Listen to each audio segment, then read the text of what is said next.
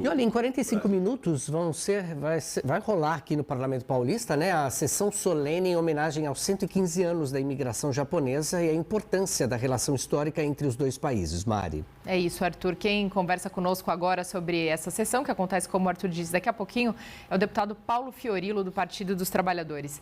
Deputado, bom dia. Seja muito bem-vindo novamente aqui ao Estúdio Alesp. Bom dia, é um prazer estar aqui com vocês. Deputado, agora aqui nos bastidores, né, o senhor contava para nós que a sua viagem ao Japão ocorreu em março e a partir dali uma série de coisas ocorreram de aproximação entre os parlamentos, né, aqui do estado de São Paulo também. O japonês, inclusive na mesma ocasião, o governador Tarcísio de Freitas também fez essa viagem e fez uma aproximação, né, na verdade, uma relação de mais 5 anos, então, com a empresa JICA. Como isso impacta nosso estado, deputado? Bom, primeiro sobre a viagem ao Japão. Foi um convite do governo japonês. Nós fomos em 9 parlamentares do Brasil para uma experiência de 10 dias de visitas a parlamento, conversas com ministros de Estado, com a princesa Kako. E a partir daí a gente dialogou um pouco sobre possíveis parcerias.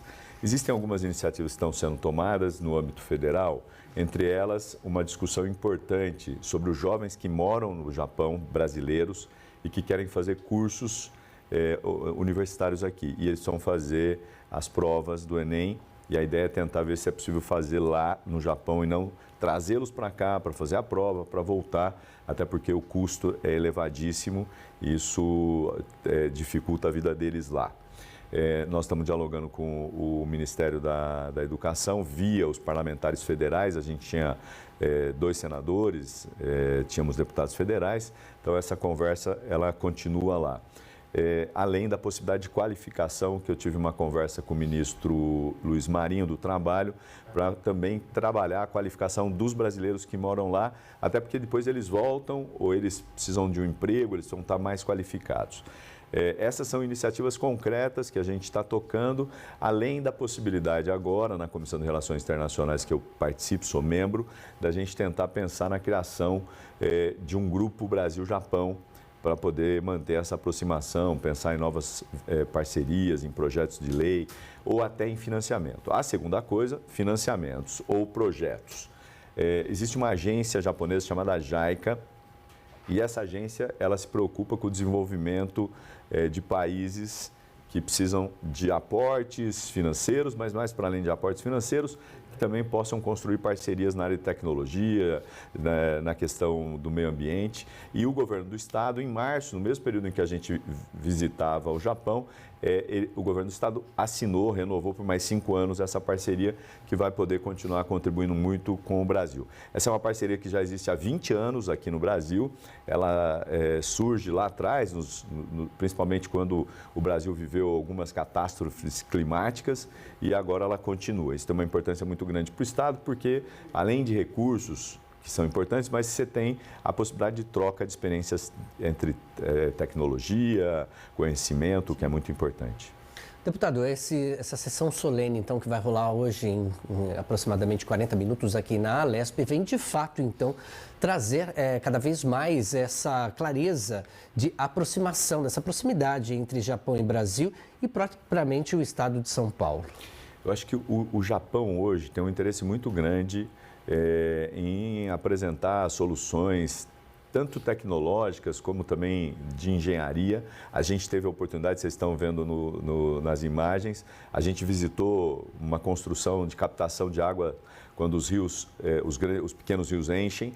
Eles têm um grande reservatório, assim, uma construção monumental, e isso é uma experiência que eu não tinha visto em outros lugares. É óbvio que o Japão é uma ilha, tem todas as suas dificuldades, vive com tremores, com abalos sísmicos. Então, eles foram desenvolvendo muita tecnologia para poder trabalhar essas coisas. A gente teve a oportunidade de conversar lá sobre isso, principalmente porque a gente vinha do que aconteceu lá no litoral norte, com as chuvas, o que o Japão poderia nos ajudar, como já vem nos ajudando, para poder mitigar essas situações. Então, eu acho que a gente tem grandes chances de continuar trabalhando essas iniciativas e trazendo o Japão mais próximo da gente. Essa é a ideia da comemoração, pensa, são 115 anos da imigração.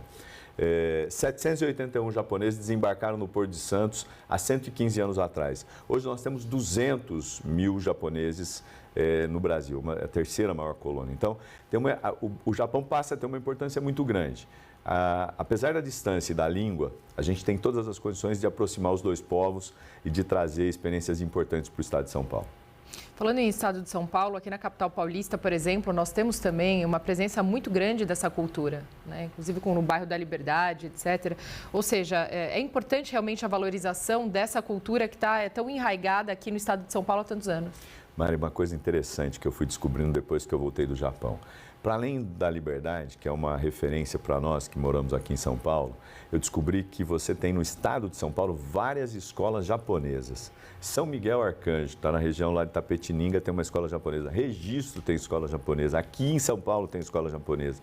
Então, você tem uma diversidade tão grande em que a cultura foi se confundindo, foi se enraizando e vai possibilitando as pessoas de conhecerem um pouco o que é o Japão, a sua história, as suas dificuldades, porque não é um país que vive só de alegria, também enfrenta grandes desafios internacionais de disputa de território. Então, para a gente é muito importante isso. E eu vi agora, a Prefeitura está pensando, inclusive, em aos domingos fechar as ruas da Liberdade para facilitar aqueles que frequentam, que visitam, que querem conhecer. O que eu acho que é importante para poder entrar um pouco nesse universo japonês, que para quem vai lá percebe que está para além da liberdade, muito além da liberdade.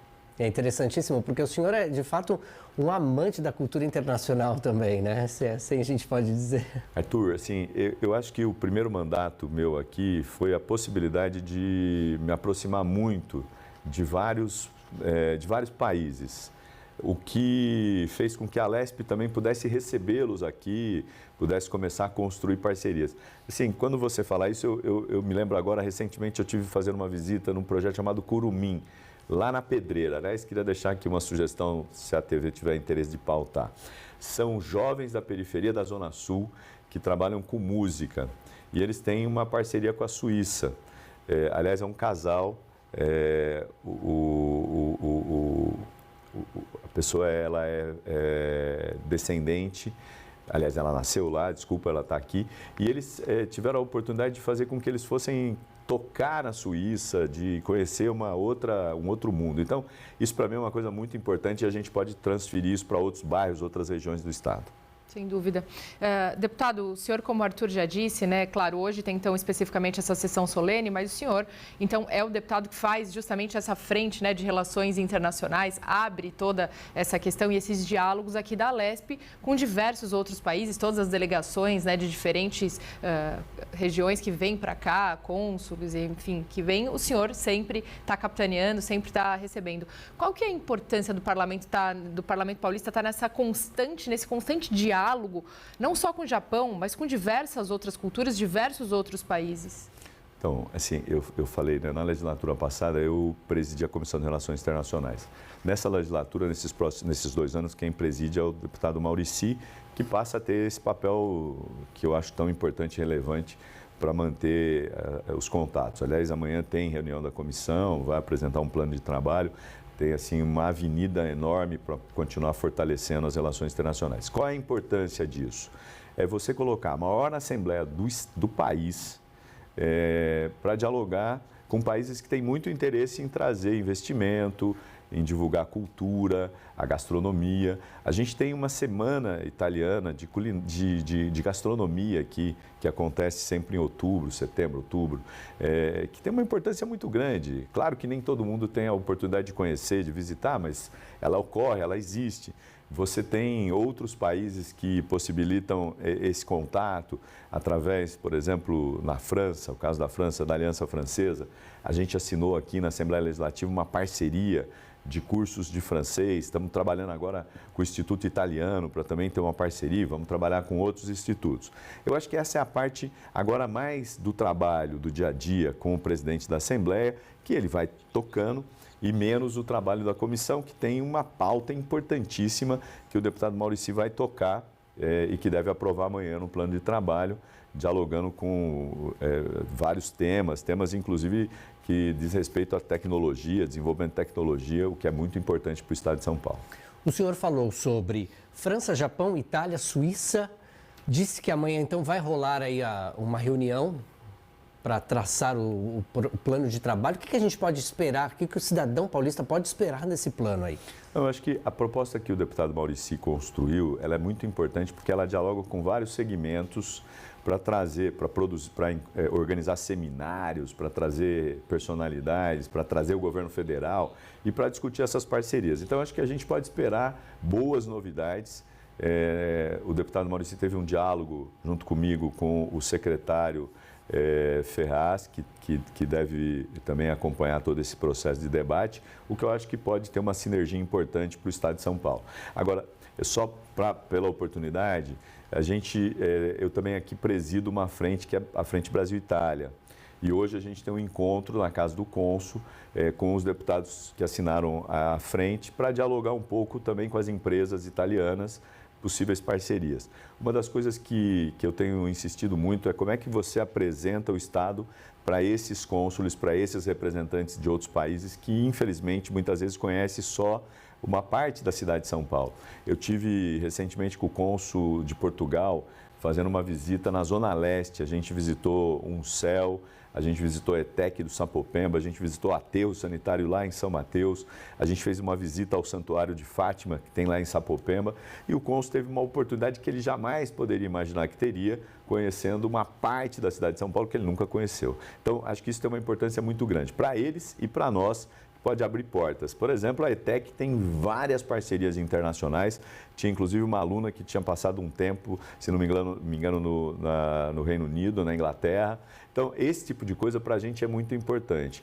E tanto a ETEC como o Curumim, que eu falei que tem parceria com a Suíça, acabam sendo portas de entrada para pessoas que jamais imaginaram que poderiam conhecer um outro país, uma outra cultura, ou ter uma experiência de vida que jamais vai se apagar para esses jovens que estão indo para esses lugares. Sem dúvida.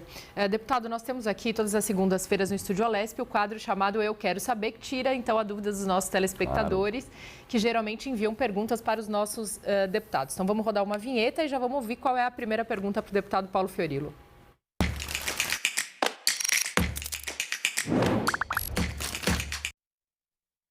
Muito bem, temos aqui, vamos à nossa primeira pergunta da população aqui. Pode rodar, diretor.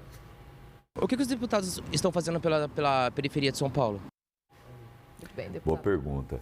Eu acho que assim, a grande preocupação nossa, porque o deputado, ele é o deputado do Estado, é importante o pessoal saber disso. Muitas vezes confunde o deputado, o vereador ou mesmo o executivo. O papel do parlamentar é fiscalizar o executivo, apresentar projetos de lei, votar leis. E no meu caso, também abrir essas relações. Eu acabei de dar um exemplo, você perguntou, a gente levou o cônsul de Portugal lá para a periferia da Zona Leste, Sapopemba, São Mateus, exatamente para ele poder conhecer e, quem sabe, a gente buscar parcerias que possam ajudar aquela região. Para além disso, a gente cobra investimentos do Estado. No caso da Zona Leste, a gente tem a questão do monotrilho, que ainda não chegou na cidade de Tiradentes. A gente tem acompanhado, tem debatido, tem discutido. E um outro tema importante que o deputado tem que cuidar e discutir é a questão da segurança pública. Então, a gente tem dialogado muito com a polícia por conta dos pancadões que ocorrem sempre nas periferias da cidade. Isso é na cidade de São Paulo, mas a gente está para além da cidade de São Paulo. A gente tem mais 644 cidades que a gente também tem que dialogar, apresentar propostas, mandar emendas. Aqui em São Paulo, a gente tem feito muito emendas para a saúde, que vive uma situação difícil e que precisa de ajuda. Então, a gente tem, o mandato tem colocado emendas na região de São Mateus, Sapopemba, Itaquera, também na Brasilândia, na Zona Sul. Então, a gente tem trabalhado muito isso, em especial na periferia. Deputado, da pergunta do Israel Silva de Souza, a gente vai para a pergunta, então, do José Carlos Pereira. Ele também tem dúvidas, olha só. Quero saber o que vocês estão fazendo sobre a segurança pública no estado de São Paulo. Esse pessoal deve saber o que eu estou fazendo, porque eu acabei de falar da segurança e ele pergunta da segurança. Então, no caso da segurança pública, eu tenho dialogado muito com a segurança pública, em especial nessa questão da periferia, por conta dos pancadões. É um problema grave, a gente tem dialogado. Não basta a lei, é preciso que haja uma atuação conjunta entre a prefeitura, as subprefeituras e os batalhões nas regiões, para que se coíba esse tipo de coisa. A outra situação aqui da Alesp foi a aprovação do aumento do salário dos policiais militares e civis para ajudar a melhorar a categoria, a atrair mais gente. Agora, tem problemas graves, a gente ainda tem muita falta de efetivo. Estive agora recentemente conversando com o coronel Rondini e a gente falava disso. É preciso ter mais policiais para dar conta da demanda no Estado. A gente tem regiões do Estado em que a polícia ela faz um rodízio. Ela fica 2 horas numa cidade e 2 horas na outra. Isso é inadmissível e a gente sabe que o crime também tem avançado para o interior, no roubo a bancos, a carros fortes. Então, a polícia precisa também, para além do aumento salarial, precisa ter mais gente trabalhando para poder evitar essas situações. Deputado, agora a gente vai para a última pergunta aqui, dessa vez da Gilmara Pacheco. Eu quero saber o que os deputados estão fazendo para melhorar a situação da nossa cidade, do nosso estado. O que eles têm feito de diferente aí? Então, Gilmara, assim, uma das coisas que nos preocupa muito é como é que você pode ajudar as cidades, em especial as pequenas, para que ela se desenvolva gerando emprego e renda. As grandes cidades, como uma cidade de São Paulo, que é uma metrópole, essa cidade tem recursos. O orçamento da cidade de São Paulo, a previsão é ter mais de 100 bilhões. Então, é possível a gente também acompanhar e fiscalizar cobrando a prefeitura. Mas quem faz esse papel é o vereador. O vereador é o que fiscaliza o prefeito. O deputado fiscaliza o governo do estado. E a gente tem cobrado iniciativas no sentido de desenvolver as regiões para gerar emprego e melhorar a qualidade de vida das pessoas. Esse é o grande desafio que a gente tem enfrentado aqui na Assembleia Legislativa. Além de tudo isso que eles perguntaram, essas 3 pessoas perguntaram, deputado, a gente não pode deixar de passar a oportunidade de saber os projetos que o senhor tem desenvolvido aqui na casa, não é? Bom, assim, a gente apresentou alguns projetos de lei, eu vou citar alguns que me recordo aqui, que eu considero que são importantes. Tem um deles que pode ir para a pauta de votação esse ano, que identifica produtos que são produzidos com incentivos fiscais. O Estado aqui, ele dispõe de quase 60 bilhões de recursos públicos para empresas produzirem produtos, para se desenvolverem e assim por diante. Então, a gente está propondo um projeto que identifica quais são esses produtos, até para você saber onde está indo o seu dinheiro dos impostos. A gente apresentou um outro que diz respeito à violência da mulher. A ideia de ter uma forma mais ágil de atender mulheres em situação de risco nas várias regiões, no estado e assim por diante. Então, a gente está tentando ver se é possível avançar com esse projeto para ajudar ainda mais a preservar as mulheres, até porque a gente tem percebido que nos últimos anos aumentou a violência, o feminicídio, a violência contra a mulher, essa questão de gênero. Então, a gente apresentou um projeto também nesse sentido, além de outros projetos que a gente está trabalhando, que devem entrar na pauta, como a questão da capoeira nas escolas estaduais, que é fruto de uma lei minha no município de São Paulo que colocou a capoeira na cidade. Deputado, não teria como deixar de falar aqui, perguntar para o senhor, né? Muito provavelmente em breve a Assembleia Legislativa do Estado de São Paulo deve receber, então, a PEC por parte do governo do Estado de São Paulo, que pretende, então, destinar 5% da educação para a saúde. O senhor, Partido dos Trabalhadores, né, faz então aqui uma forte, digamos, oposição ao governo. Como que isso vai ser encarado pela oposição? Então, assim, Mari, uma coisa que a gente precisa avaliar aqui é que o governo do estado, ao longo desses 6 meses, ele só enviou para a Assembleia Legislativa projetos de pouco impacto do ponto de vista ideológico, do ponto de vista da visão de governo do governador Tarcísio. Se a gente olhar os projetos que vieram para cá, aumento de abono, aumento do salário mínimo, aumento do salário dos policiais, tivemos aí a renovação de contratos da saúde, a desapropriação de uma área lá no litoral norte. Então, nenhum projeto assim impactante para dizer, olha, o governo vai por aqui. Se a gente comparasse com o governo anterior, e que nós fizemos oposição, o governo Dória e Rodrigo, nos primeiros 6 meses, o governo quis acabar com o Estado, vender as empresas, extinguir autarquias, um outro perfil, um perfil mais ousado. Esse não, o governo aqui tem um perfil menos ousado na minha avaliação. Esse projeto, como por exemplo também a privatização da Sabesp, foram projetos anunciados, mas não apresentados. Então nós estamos trabalhando com ideias abstratas. Por exemplo, o que eu sei dessa questão da mudança? Ele está propondo tirar 5% da educação, 5%, que na conta daria em torno de 10 bilhões, e transferir para a saúde. Como é que ele vai fazer, pelo que a gente ouviu? A educação hoje paga os inativos, o que significa pagar 10 bilhões.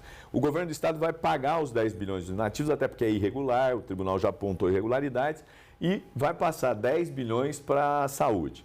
Bom, ele cobre um santo importante, 10 bilhões, mais ou menos é um terço do orçamento da saúde, mas ele descobre a educação que poderia ter 10 bilhões para fazer aplicação de escola integral no estado todo, melhorar a estrutura das escolas, porque você tem escolas sem quadras, você tem escolas que precisam de reforma, e infelizmente o governo não fez. Não fez na pandemia, quando as escolas ficaram fechadas, e não fez agora. Então, na nossa opinião, é uma preocupação muito grande. Eu conversando com outros secretários de educação, todos eles assim, eu nunca vi alguém concordar em tirar dinheiro da educação. O secretário da educação é um militante da educação, ele defende a educação e gostaria muito que o dinheiro ficasse lá. Mas aqui parece que é o contrário. Então nós vamos acompanhar de perto, esperar chegar o projeto, ainda não chegou, assim como não chegou da Sabesp, assim como não chegou outros projetos estruturantes, para daí assim a gente poder se posicionar de forma mais clara. Muito bem, nós conversamos com o deputado Paulo Fiorilo, do Partido dos Trabalhadores. Deputado, mais uma vez, muito obrigada por vir aqui conversar com a gente, esclarecer as dúvidas, as nossas e da população também. Eu que agradeço, estou sempre à disposição. Valeu, deputado. Gente, é o seguinte, olha, você que está aí do outro lado da tela já sabe a sua participação de fundamental importância aqui em nosso programa. Por isso, acesse as redes sociais da Alesp. Você pode usar a hashtag Estúdio Alesp no Twitter ou também pelo WhatsApp 11 95054 3807. Aquela pergunta, aquele comentário que você ia fazer, que de repente apagou, tá na hora de enviar. Aproveita essa hora do intervalo, né, Mari? E envia pra gente. Sem dúvida, é isso aí, Arthur Neves. E a seguir, vamos para um rápido intervalo. Na volta, mais informações sobre tudo o que acontece aqui no Parlamento Paulista. Fique com a gente.